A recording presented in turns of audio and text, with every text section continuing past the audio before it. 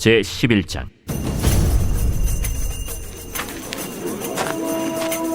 온 땅의 언어가 하나요 말이 하나였더라. 이에 그들이 동방으로 옮기다가 신할 평지를 만나 거기 거류하며 서로 말하되, 자, 벽돌을 만들어 견고히 굽자. 이에 벽돌로 돌을 대신하며 역청으로 진흙을 대신하고, 자, 성읍과 탑을 건설하여 그 탑 꼭대기를 하늘에 닿게 하여 우리 이름을 내고 온 지면에 흩어짐을 면하자. 여호와께서 사람들이 건설하는 그 성읍과 탑을 보려고 내려오셨더라. 이 무리가 한 족속이요 언어도 하나이므로 이같이 시작하였으니 이후로는 그 하고자 하는 일을 막을 수 없으리로다. 자, 우리가 내려가서 거기서 그들의 언어를 혼잡하게 하여 그들이 서로 알아듣지 못하게 하자. 여호와께서 거기서 그들을 온 지면에 흩으셨으므로 그들이 그 도시를 건설하기를 그쳤더라. 그러므로 그 이름을 바벨이라 하니 이는 여호와께서 거기서 온 땅의 언어를 혼잡하게 하셨음이니라. 여호와께서 거기서 그들을 온 지면에 흩으셨더라. 셈의 족보는 이러하니라. 셈은 100세 곧 홍수 후 2년에 아르박삿을 낳았고, 아르박삿을 낳은 후에 500년을 지내며 자녀를 낳았으며, 아르박삿은 35세에 셀라를 낳았고, 셀라를 낳은 후에 403년을 지내며 자녀를 낳았으며, 셀라는 30세에 에벨을 낳았고, 에벨을 낳은 후에 403년을 지내며 자녀를 낳았으며, 에벨은 34세에 벨렉을 낳았고, 벨렉을 낳은 후에 430년을 지내며 자녀를 낳았으며, 벨렉은 30세에 르우를 낳았고, 르우를 낳은 후에 209년을 지내며 자녀를 낳았으며, 르우는 32세에 스룩을 낳았고, 스룩을 낳은 후에 207년을 지내며 자녀를 낳았으며, 스룩은 30세에 나홀을 낳았고, 나홀을 낳은 후에 200년을 지내며 자녀를 낳았으며, 나홀은 29세에 데라를 낳았고, 데라를 낳은 후에 119년을 지내며 자녀를 낳았으며. 오늘 우리에게 주시는 하나님의 말씀은 창세기 11장의 말씀입니다.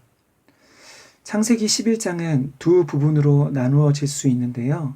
1절부터 9절까지 바벨탑 사건에 대한 내용이 나오고, 10절부터 30절에는 노아의 아들 가운데 셈의 족보가 나오고 있습니다. 특별히 오늘 본문에서는 홍수 이후에 노아의 후손들 가운데 있었던 한 사건을 말씀해 주고 있습니다. 바로 바벨탑 사건입니다. 그런데 이 사건은 단순히 사람들이 높은 탑을 건설했다는 것이 아니라 하나님을 대항하는 사람들의 도시를 건설했다는 내용입니다. 또 그 결과로 인해 사람들의 언어가 나누어지고 온 땅에 흩어져 살게 된 배경에 대한 말씀이라고 할 수 있습니다. 1절과 2절의 말씀입니다.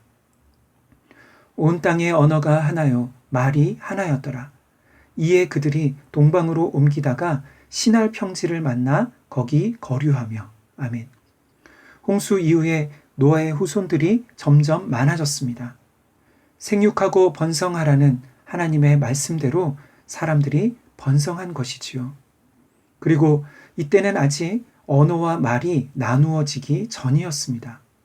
그때 노아의 후손들 가운데 어떤 사람들이 동쪽으로 이동하다가 신할 평지에 거류하게 되었습니다. 신할 평지는 오늘날 메소포타미아 지역 가운데 한 지역인데요. 창세기 10장을 보면 전체가 노아의 후손에 대한 족보의 내용입니다.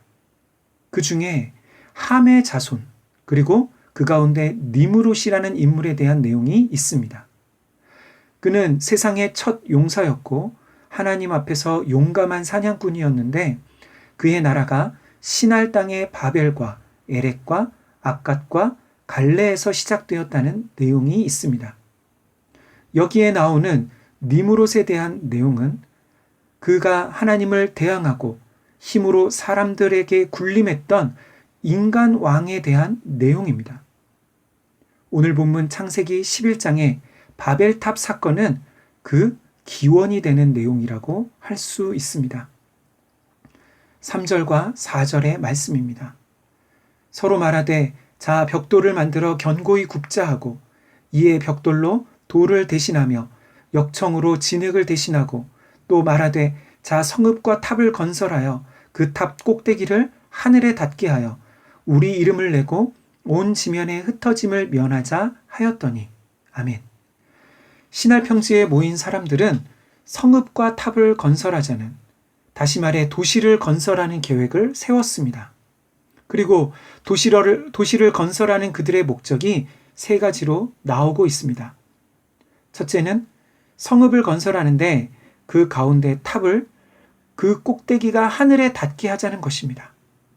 둘째는 이 일을 통해 자신들의 이름을 내서, 마지막으로 자신들이 건설한 이 성읍을 중심으로 흩어짐을 면하자는 것입니다. 그러면 이것이 무슨 의미일까요? 모든 성경학자들은 이들이 도시와 탑을 건설하는 목적이 하나님을 대적하는 것이라고 말합니다. 그러니까 이들의 첫 번째 계획은 하늘, 곧 하나님이 계신 곳까지 닿는 높은 탑을 쌓는 것입니다.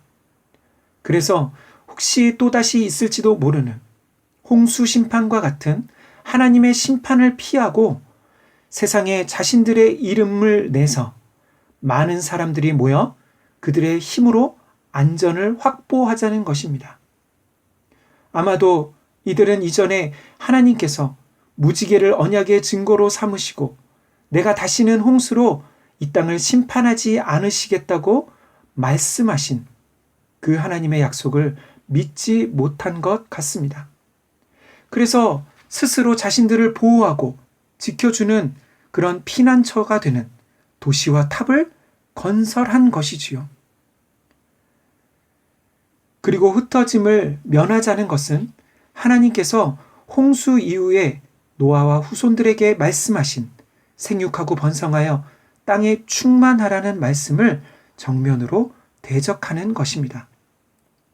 이것이 바로 에덴 동산에부터 오늘날에 이르기까지 세상의 역사 가운데 반복되어진 타락한 인간들의 계획입니다. 그것은 하나님이 주시는 구원과 보호와 안전을 거절하고 자신들의 힘과 방법으로 그것을 만드는 것입니다. 쉽게 말해 하나님께서 주시는 구원이 아니라 자신들의 힘으로 스스로를 구원하겠다는 것입니다. 마치 이들이 하는 일은 아담과 하와가 선악과를 먹고 자신들의 죄로 인한 두려움과 수치를 가리기 위해 무화과 나무 잎으로 옷을 만들어 입은 것과 같은 것입니다. 그러나 하나님께서는 무화과 나무 잎으로 만든 그 옷이 아니라 가죽옷으로, 하나님이 만들어 주신 가죽옷으로 그들을 덮어 주셨습니다. 또 동생을 살인한 가인에게는 그를 보호해 주시기 위해 하나님께서 표를 주셨지만 가인은 그것을 믿지 못하고 자신을 지키기 위한 성을 짓고 아들의 이름으로 에녹성이라고 불렀습니다. 또한 예수님 당시의 유대인들은 십자가에 달린 예수님이 하나님이 보내신 구원자라고 믿기보다는 스스로의 힘으로 율법을 지킴으로 하나님 앞에서 의로워지고자 했습니다. 이러한 일들이 오늘날에도 계속되고 있습니다. 오늘날 현대인들은 하나님을 믿고 하나님의 구원과 하나님의 말씀을 신뢰하기보다는 인간의 지혜와 능력으로 이룬 최신의 기술과 과학 문명을 자랑하고 의지하면서 살아가는 것이지요. 그러면 왜 사람들은 하나님이 주시는 구원을 거절하고 자신들의 힘으로 스스로를 구원하려고 하는 것일까요? 아담과 하와가 선악과를 먹은 이유가 무엇이었습니까? 그것은 자신들이 하나님처럼 될 수 있다는 생각 때문이었습니다. 하나님처럼 된다는 것은 무슨 뜻일까요? 사람이 전지전능하신 하나님처럼 될 수 있다는 것일까요? 그것은 바로 사람이 스스로 선악을 판단하는 자가 된다는 것을 의미하는 것입니다. 다시 말해 사람이 무엇이 선한 것인지 악한 것인지를 사람이 판단하고 결정한다는 의미입니다. 이전엔 하나님께서 사람에게 무엇이 선하고 악한 것인지 말씀해 주셨는데 이제는 사람 스스로가 무엇이 자신에게 좋은 것인지 나쁜 것인지를 선택하고 결정하는 것이지요. 쉽게 말해 내 인생의 주인은, 내 삶의 주인은 하나님이 아니라 나라는 것입니다. 하나님을 배제한 인생, 내 마음대로 사는 인생을 살고 싶은 마음, 그리고 이 마음과 생각이 하나님만 없으면 모든 것을 사람의 뜻대로 할 수 있다는 바로 교만인 것입니다. 그래서 하나님의 구원을 거절하고 자신의 힘으로 사는 것을 선택하는 것이지요. 사랑하는 성도 여러분, 여러분의 삶은 어떻습니까? 예수님을 믿는다고 하면서도 여전히 하나님을 믿고 의지하는 삶을 살기보다는 자신의 힘과 노력으로 자신의 지혜와 방법을 의지하며 살아가고 있지는 않습니까? 세상의 힘들고 어려운 현실에서 하나님의 말씀을 붙잡고 신뢰하며 사는 것은 너무나 두렵고 불안하니까. 그래서 내 힘으로 나를 지킬 수 있는 그런 바벨 탑과 같은 성을 쌓고 살고 있지는 않습니까? 그러나 그런 계획은 하나님 앞에서 실패할 수밖에 없습니다. 5절의 말씀입니다. 여호와께서 사람들이 건설하는 그 성읍과 탑을 보려고 내려오셨더라. 하나님께서 인간들이 건설하는 성읍과 탑이 어떠한지 보시기 위해 내려오셨다라는 그러한 말씀이 나오고 있습니다. 사실 하나님은 이 땅에 내려오셔서 살펴보시지 않아도 모든 것을 이미 아시는 분이십니다. 그러면 이 표현은 무슨 의미일까요? 그것은 사람이 지은 최고의 높은 탑이라도 하늘에 하나님께는 보이지 않을 정도로 아무것도 아니라는 의미입니다. 사람들은 자신들이 하늘에까지 닿는 탑을 세웠다고 그렇게 생각했던 모든 일들이 하나님 앞에서는 그저 너무나 작고 보이지 않을 정도의 미미한 일이라는 것이지요. 그래서 이 표현은 사람들의 교만을 비웃는 표현입니다. 그리고 나서 하나님께서 무엇을 하셨습니까? 사람들의 언어를 혼잡하게 하셨습니다. 그러자 사람들의 모든 계획은 실패하고 말았습니다. 9절의 말씀입니다. 그러므로 그 이름을 바벨이라 하니 이는 여호와께서 거기서 온 땅의 언어를 혼잡하게 하셨음이니라. 여호와께서 거기서 그들을 온 지면에 흩으셨더라. 아멘. 사랑하는 성도 여러분, 우리의 모임과 연합은 흩어짐을 위한 모임이어야 합니다. 여기가 좋사오니 그렇게 우리끼리만 모이는 교회가 돼서는 안 되는 것이지요. 예수님께서는 너희는 세상의 소금, 세상의 빛이라고 말씀하셨습니다. 그런데 한국 교회는 성도들의 그런 질적인 성숙보다는 양적인 수적인 부흥을 더 강조하면서 대형 교회를 세우고 자신들의 교세와 명성을 자랑하는데 더 관심이 있는 것 같습니다.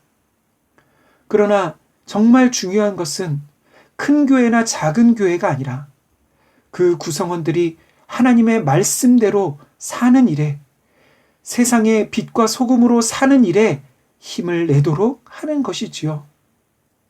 저는 요즘 코로나로 인해 교회에 모이지 못하는 지금의 이 상황이 그동안 세상 속에 흩어지지 않았던 한국 교회가 다시 주님의 말씀대로 흩어져 우리가 있는 그곳에서 가정과 학교와 직장에서 하나님의 말씀을 붙잡고 의지하며 살아가라는 그런 기회라는 생각이 듭니다. 오늘 하루 그리고 이번 한 주 동안 그렇게 하나님의 말씀을 신뢰하고 세상 가운데 빛과 소금으로 살아가고자 결단할 때 주님이 함께 하시고 도와주심을 경험하는 저와 모든 산돌의 교우들 되시기를 간절히 소망합니다. 아멘.